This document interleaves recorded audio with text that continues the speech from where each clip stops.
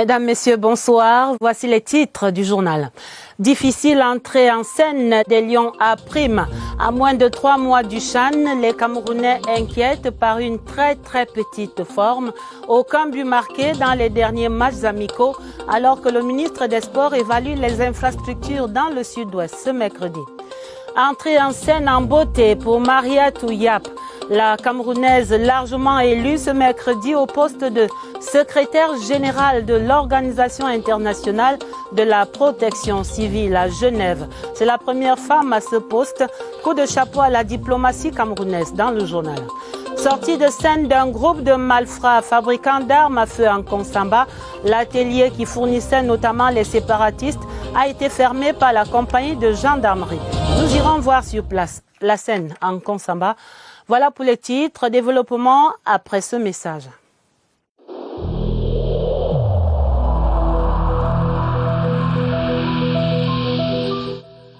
Le port du masque dans l'espace public restera obligatoire jusqu'à nouvel ordre.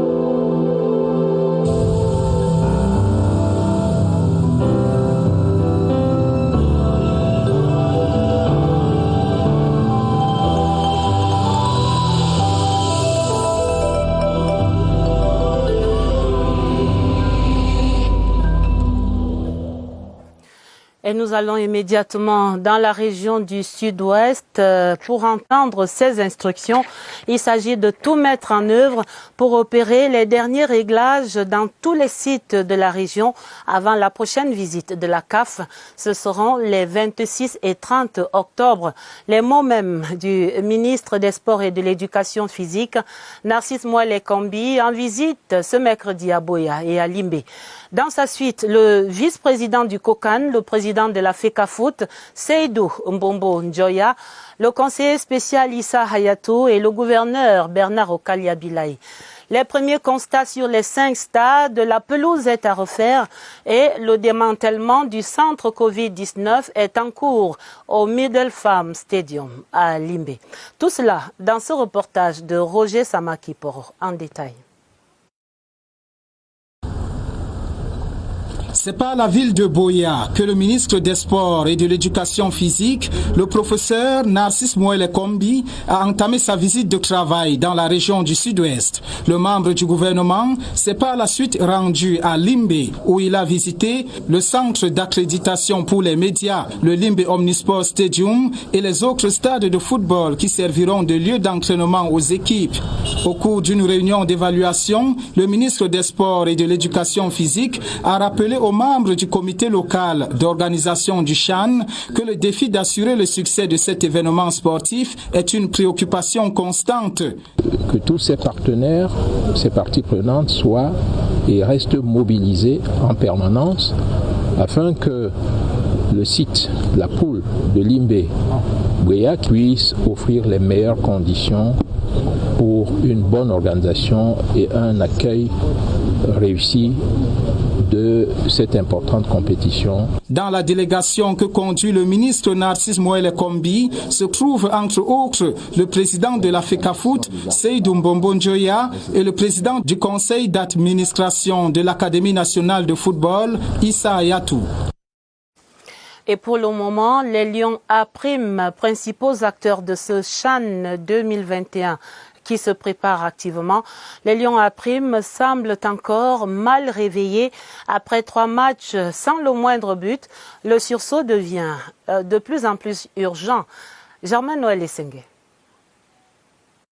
La double confrontation Cameroun-Soudan du Sud a laissé voir une équipe camerounaise en panne de solutions offensives. Trouver des garçons qui sont capables de faire la différence à chaque situation de jeu, impliquer l'aspect mental. Il faut que les garçons soient hyper motivés, qu'ils n'aient plus peur de rien. Un système offensif qui ne bénéficie pas d'une situation d'élaboration du jeu à partir de la base arrière.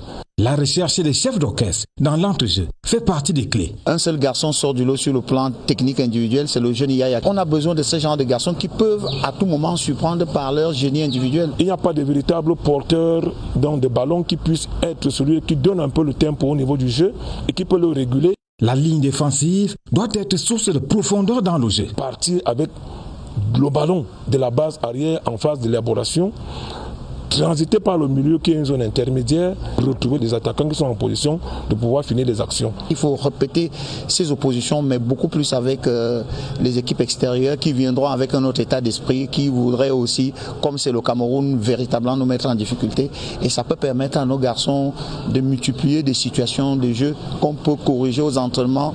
90 jours nous séparent de l'événement. Un temps suffisant pour bien huiler la machine. En tout cas, l'espoir pour relancer cette machine plutôt grippée repose maintenant sur la reprise du championnat de football Ligue 1 et 2, démarrage annoncé pour le 31 octobre. Regard prospectif avec Joseph Gouet à Manding. La date est connue. Ce 31 octobre 2020, les footballeurs retrouvent les stades après plus de 6 mois d'inactivité. Au regard des enjeux à venir, la Ligue de football professionnel lance la nouvelle saison. C'est une prescription du gouvernement de la République. Nous travaillons pour que cette prescription soit respectée par la Ligue de football professionnel du Cameroun. S'il y a une date déjà, ça nous permet d'avoir une visibilité par rapport à l'avenir. Une avancée considérable lorsqu'on sait que les joueurs de football ont besoin de ce championnat pour leur mise à jour en rapport aux rendez-vous internationaux. Il faut absolument que les acteurs puissent retrouver le terrain. Par la suite, les joueurs pourront véritablement pouvoir s'exprimer sur le terrain et démontrer ce qu'ils ont gardé dans les jambes. Pour démarrer un championnat, il faut un calendrier. Pour le calendrier du championnat, un groupe d'experts y travaille à la LFPC. Nous sommes en train de finaliser le calendrier. Notre commission a proposé au bureau du conseil d'administration de la Ligue une formule à poule unique. Aller-retour, il y a New Star qui revient. On va tout faire pour que le football camerounais reparte comme il était avant et même au-delà. Ce 31 octobre 2020, il sera temps pour que le football quitte enfin les bureaux pour retrouver les pelouses des stades. Et pour ce qui concerne la visite sur le terrain et l'évaluation des sites par le ministre des Sports et de l'Éducation physique, Narcisse Mouele-Kombi sera demain jeudi à Douala sur le stade Mbappé-Lépé. Parlons d'autres choses à présent et je vous l'annonçais en titre, les bons points de la diplomatie camerounaise. Yaoundé qui remporte une bataille décisive ce mercredi à Genève avec l'élection de Madame Yap Mariatou au poste de secrétaire générale de l'Organisation internationale de la protection civile. La candidate du Cameroun qui a battu son adversaire libanais par 30 voix contre 23. Elle est ainsi la première femme à accéder à ce poste. Et il faut le dire, Cocorico, et c'est la marque personnelle du chef de la diplomatie camerounaise, le président Paul Biya. Séverin Legambele.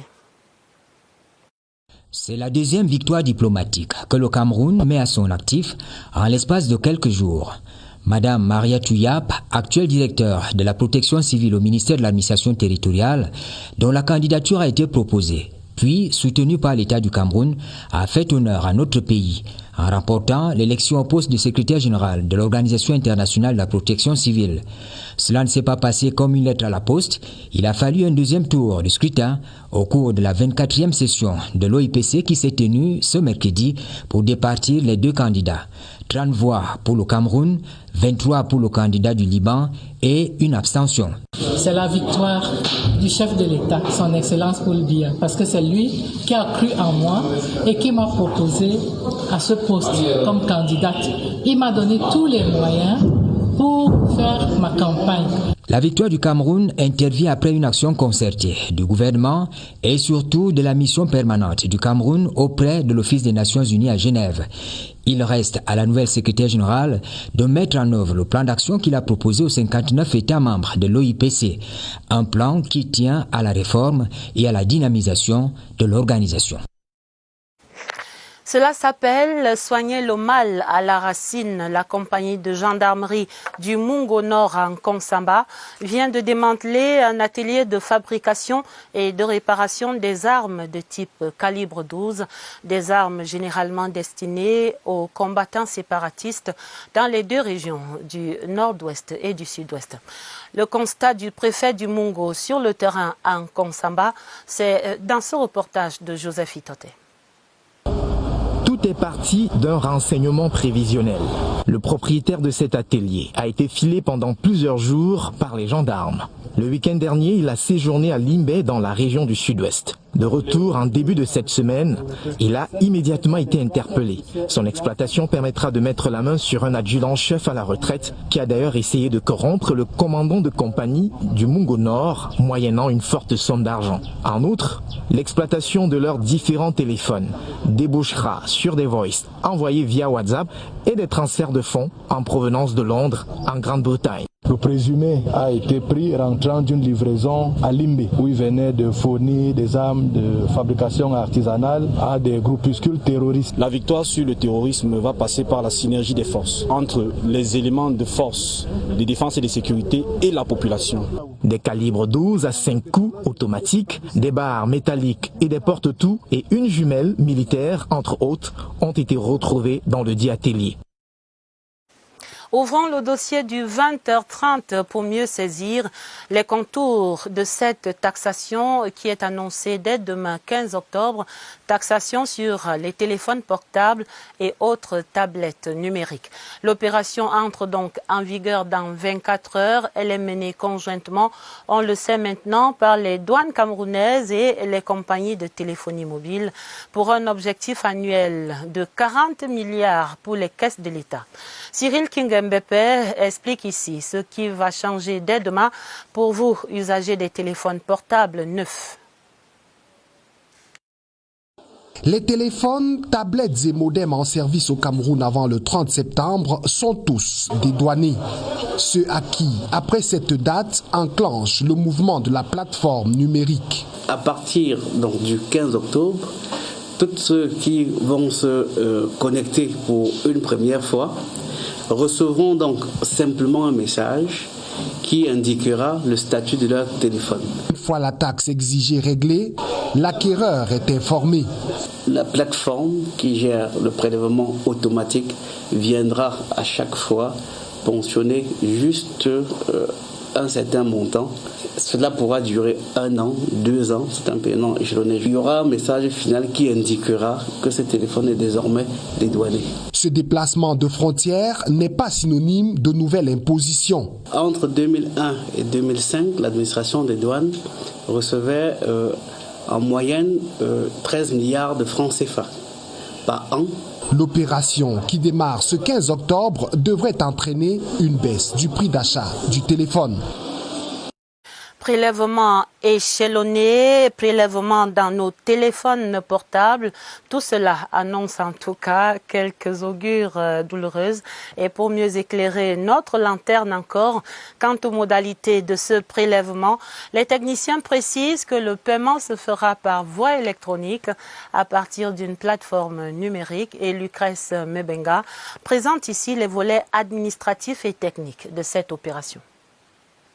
3 grands acteurs interviennent dans la phase administrative et technique de ce paiement électronique des droits et taxes de douane sur les téléphones et terminaux téléphoniques. D'abord, le ministère des Postes et Télécommunications. Il assure la tutelle et la maintenance de la plateforme de collecte à travers son mandataire qu'est la start-up Arintech. Cette plateforme est un dispositif institutionnel numérique interconnecté avec les serveurs et les systèmes de réseau du 2e niveau d'intervenants de la chaîne que sont les opérateurs de téléphonie mobile. Et c'est ici que tout se joue. À l'instant où un téléphone se connecte à l'un des réseaux de téléphonie, la plateforme le détecte et l'identifie à travers son email supposé être unique. La détection faite, la plateforme traite l'information, puis définit le modèle de téléphone et les frais à payer. Et enfin, renvoie l'information à l'opérateur concerné. Cet opérateur se charge dès lors de la collecte et du reversement des droits et taxes auprès de l'administration douanière, 3e niveau d'acteur de cette chaîne. Le reversement se fait au plus tard le 15 du mois suivant contre quittance sur la base d'une déclaration douanière à déposer au bureau de douane concerné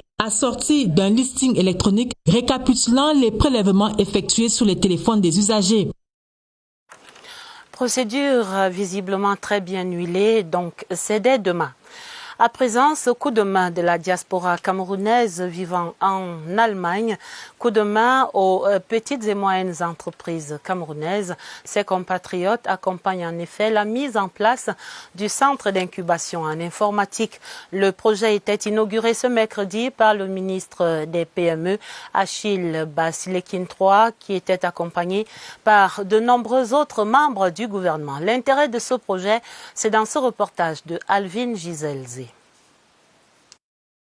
Se former au Cameroun et avoir une expérience internationale, la diaspora positive y croit fermement. À travers la mise en place des centres d'innovation technologique, pédagogique et industrielle, va nous permettre donc de développer des technologies, de les adapter à nos contextes dans les domaines comme la santé, l'urbanisation, l'énergie. Les produits issus de ce bassin d'incubation en technologie digitale de pointe font déjà preuve d'ingéniosité créative. Le gouvernement salue l'émulation et s'engage à soutenir le projet. Nous sommes tous mobilisés pour que le socle à travers lequel notre pays va pouvoir répondre à ces défis actuels et aux défis du futur, que le gouvernement est attelé à la réalisation de ces objectifs. J'irai à la rencontre de tous ces jeunes qui détiennent un savoir-faire de qualité, qui soient capables donc de promouvoir le développement. Un vaste programme de formation qui bénéficie de l'appui du partenariat international et national. Parlons politique et du contentieux préélectoral pour les régionales du 6 décembre 2020 qui est en cours à travers le territoire national. Le tribunal administratif du centre a rendu son verdict ce mercredi ici à Yaoundé. Décision, les 10 recours introduits par les partis politiques et par les représentants du commandement traditionnel ont tous été rejetés. Audience publique menée par le président Alexandre Mbo Anaba est racontée ici par Nicole Dodo. Débat contradictoire houleux entre partis politiques, mandataires et Elections Cameroun devant le tribunal administratif du centre ce 14 octobre 2020. Les 10 demandeurs ayant introduit des recours rentrent bredouille après le verdict. Rejet de la requête de Sieur Ndi Amougou Isidore de l'UPC pour la réhabilitation de la liste de l'Union des populations du Cameroun dans le Nyon Esso. Même sort réservé au recours de Sieur Tam de Pierre. Il a été inscrit à l'UPC comme professeur Charlie Gabriel Mbok. On le retrouve comme par hasard sur la liste du PCRL. Que ces avocats ont prétendu qu'il ne s'appelait pas Charlie Gabriel Mbok, mais qu'il s'appelait plutôt Mbok Gabriel. Et surtout que sur sa carte de nationalité, c'est Gabriel Mbok.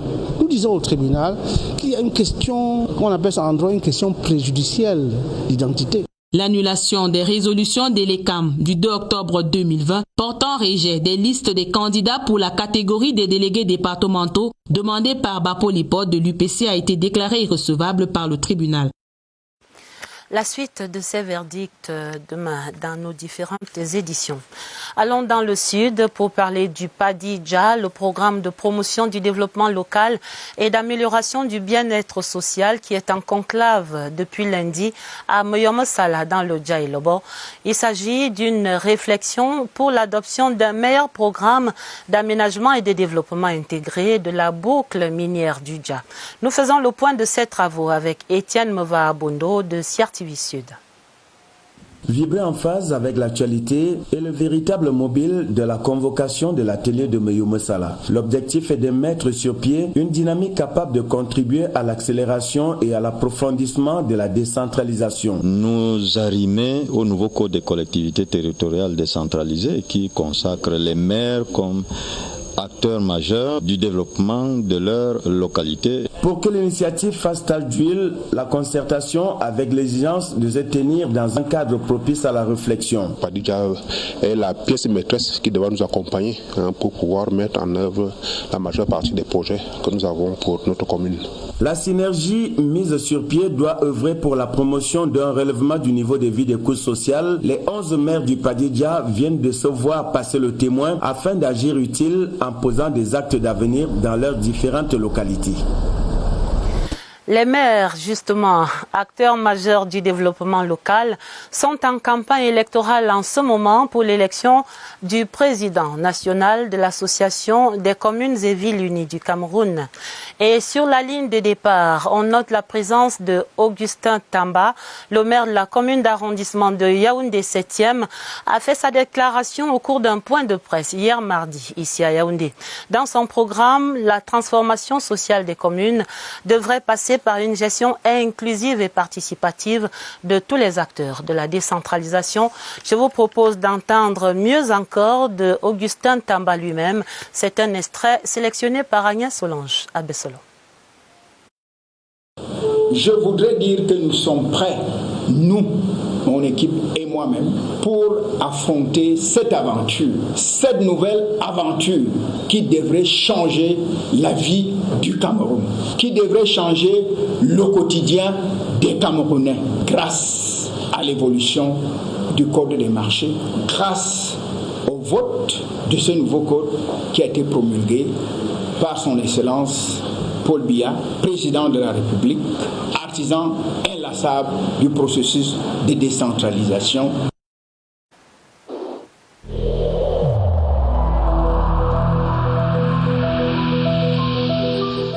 N'oublions pas que la négligence d'une seule personne peut nuire gravement à l'ensemble de la communauté.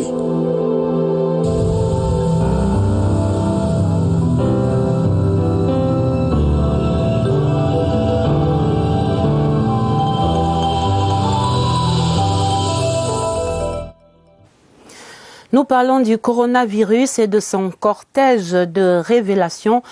Par exemple, les experts annoncent que de nouvelles habitudes iront jusque dans la vie du couple.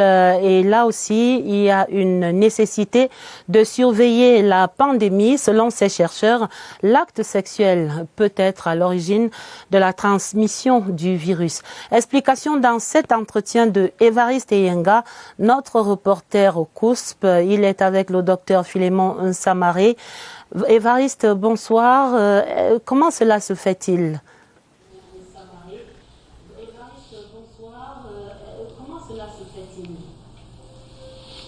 Très bonne question, Adèle.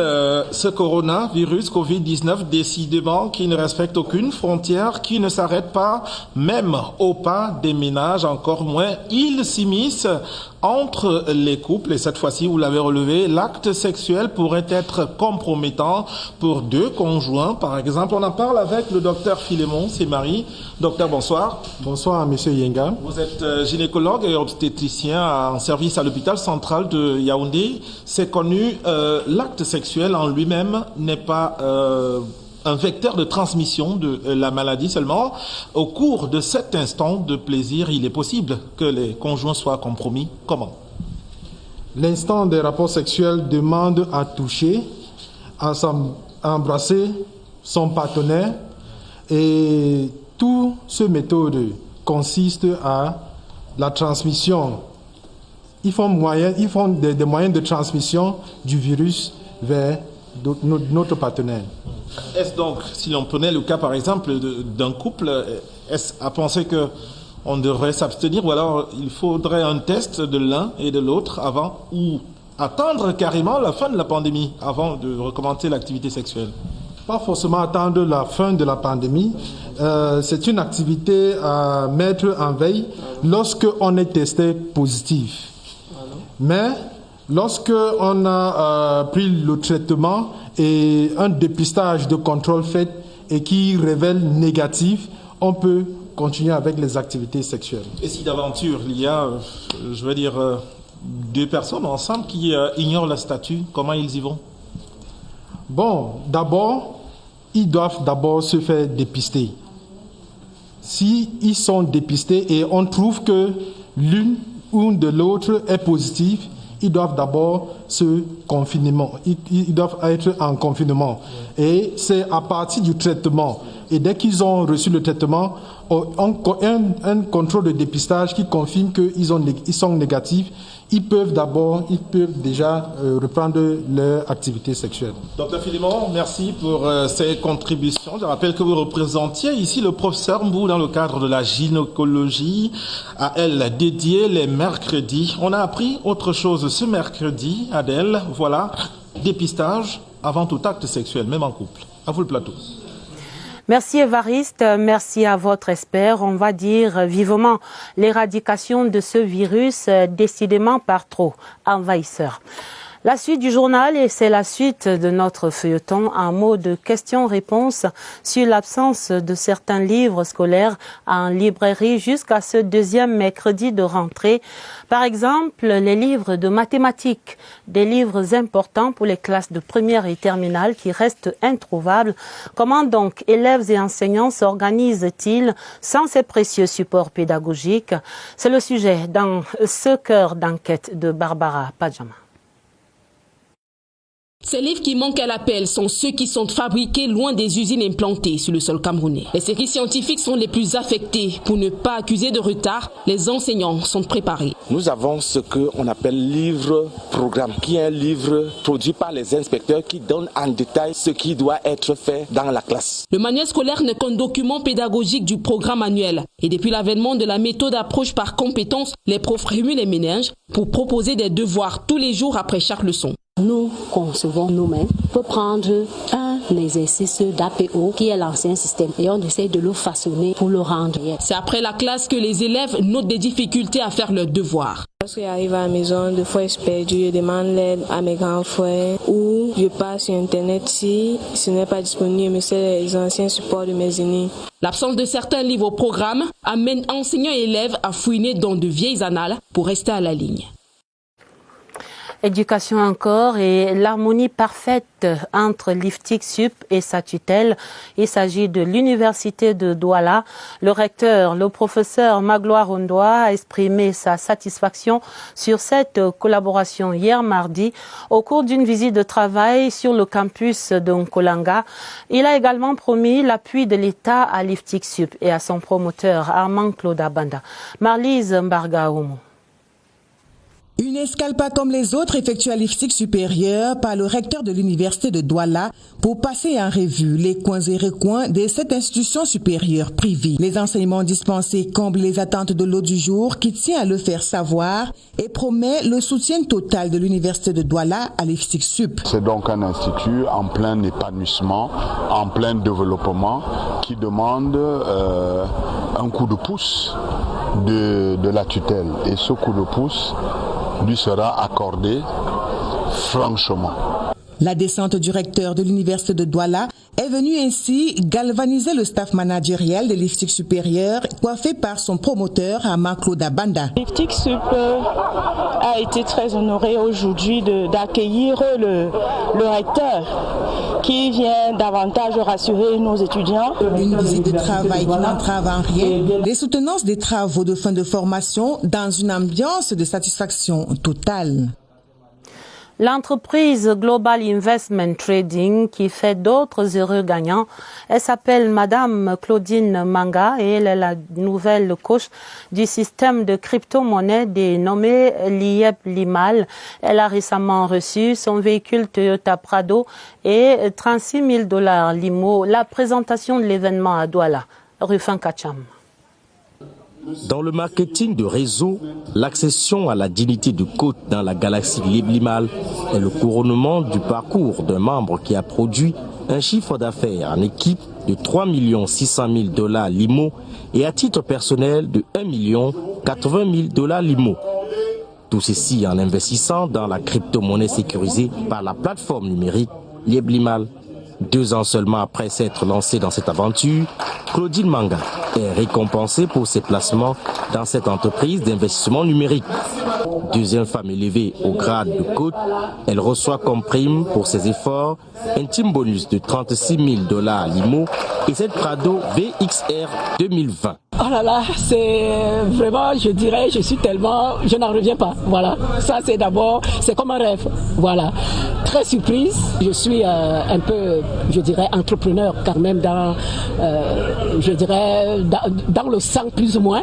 Donc quand on me présente ça, c'est vraiment une opportunité et je me lance. La célébration de cette crypto-millionnaire est un indicateur fort pour la société GIT, Global Investment Trading, qui traduit la fiabilité de son produit Lieblimal. Lieblimal, c'est une plateforme qui a été pensée, qui a été réfléchie, qui a été, n'est-ce pas, cadrée au niveau de tous les Africains et même les Européens. 10% des chefs d'entreprise nous ont déjà reçus par rapport à ça et les résultats ne peuvent que suivre.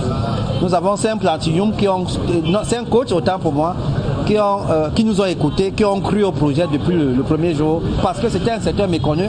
Mais je vous assure, dans les années qui arrivent, on ne va plus attendre 2 ans pour avoir un coach.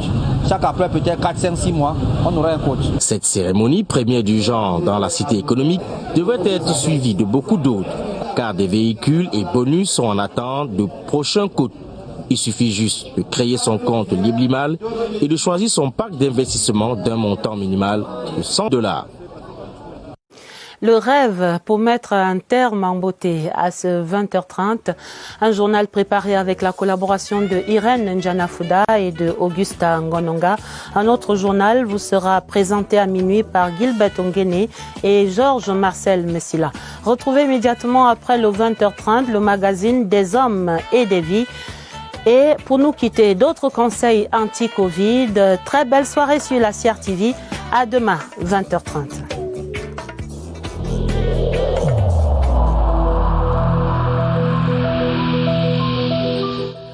Il est essentiel que les mesures qui ont été indiquées soient absolument respectées par chacun de nous.